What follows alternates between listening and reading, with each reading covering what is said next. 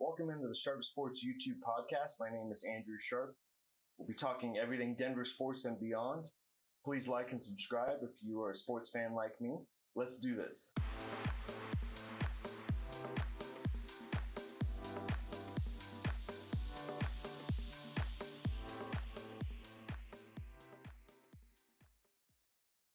Welcome into the Sharp Sports YouTube podcast. My name is Andrew Sharp. The Denver Nuggets going to Oklahoma City 2 nights ago and win 121 to 119 on an Aaron Gordon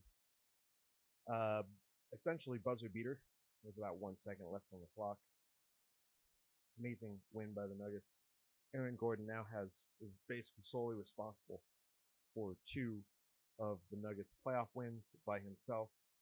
First with an amazing dunk to beat the Clippers in Los Angeles, and now a three-pointer to come away from Oklahoma City with the win for the Nuggets. So Nuggets have stolen home court, which in my prediction pod I thought home court would reign supreme for most of the series. I didn't really think the Nuggets had a shot of winning a game in Oklahoma City, much less game 1, in which the Thunder were coming off a well-rested scrimmage against the Memphis Grizzlies. But there were some things in this game where you saw the difference between a young team that is up and coming still, certainly has potential to be a champion, but some of the Nuggets' resiliency showed up, and the Nuggets did not play well in stretches for this game. They did not. But they hung around, and in the fourth quarter, they outscored the Thunder 36-29, and all the critical plays Nuggets made.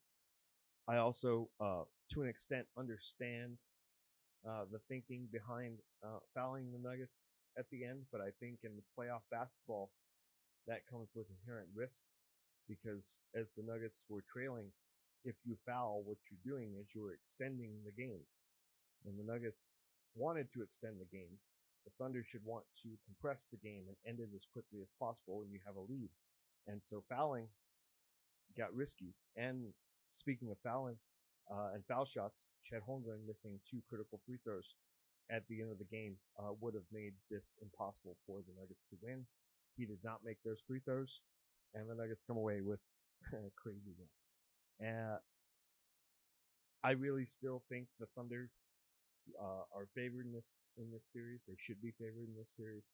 I did not pick the Nuggets to win this series. However, if you told me that the Nuggets were going to win a game in Oklahoma City, now we have a chance at winning this. But I just really didn't think that there was any way the Nuggets, despite playing well, they've played well on the road at various stretches during their Nikola Jokic era. But this is one where I thought, no. But I was wrong. I'm happy to be wrong. I'll be happy to be wrong about this entire series. And if all of my predictions are untrue and the Nuggets advance to the Western Conference Finals, I'll be thrilled. I'd rather be wrong and have the Nuggets win than be right and have them lose. So it's amazing. It makes it a lot more fun to be in Denver when the Nuggets and any of the sports teams are doing great. And let's talk a little bit more about this game in depth coming up right now. Looking back a little bit on this, what did I say about OKC Thunder and the Denver Nuggets? Now, I think the only way the Nuggets truly have a shot at this is to have their offense be amazing. Obviously, the Nuggets have a championship pedigree in which the starting 5 and some of the Nuggets bench players have rings. This OKC team does not have any of that. They're young, they're deep, but they have not won anything yet. And until you do it in the NBA, until you prove it, there will be doubt.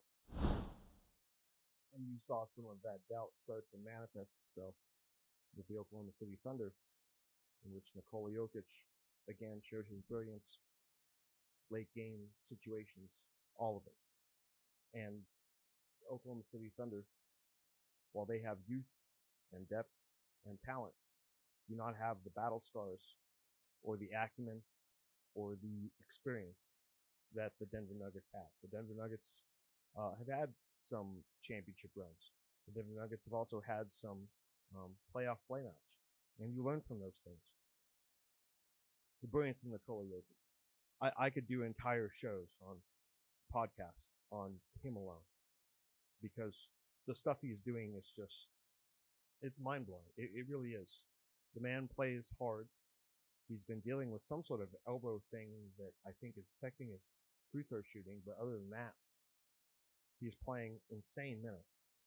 Finished for 42 minutes, shot 51% from the field, 42 points, 22 rebounds, 6 assists.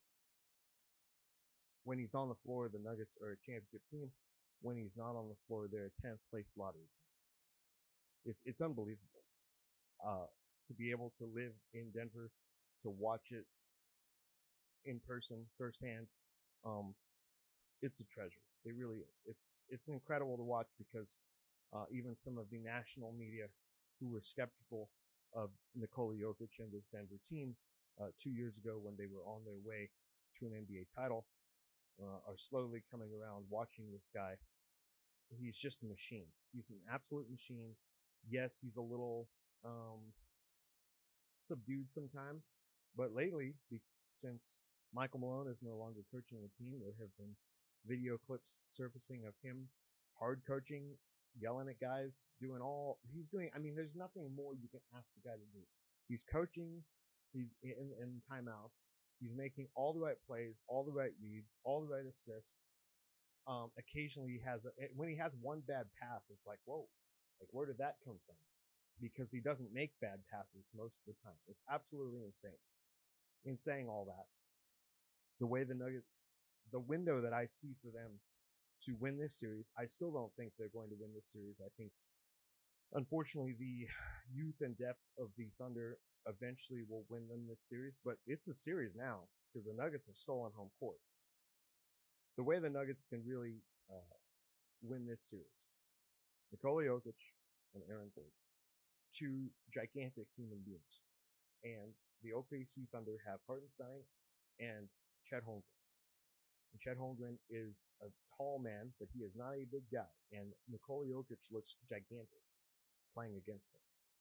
And it was also funny to watch a few times where Alex Caruso, who's a fine player for the Oklahoma City Thunder, tried to defend Nikola Jokic, all 7 feet of him, in the post. What are they doing? That's not a solution either. They're just backing down and score. So really, the Nuggets should use their size advantage.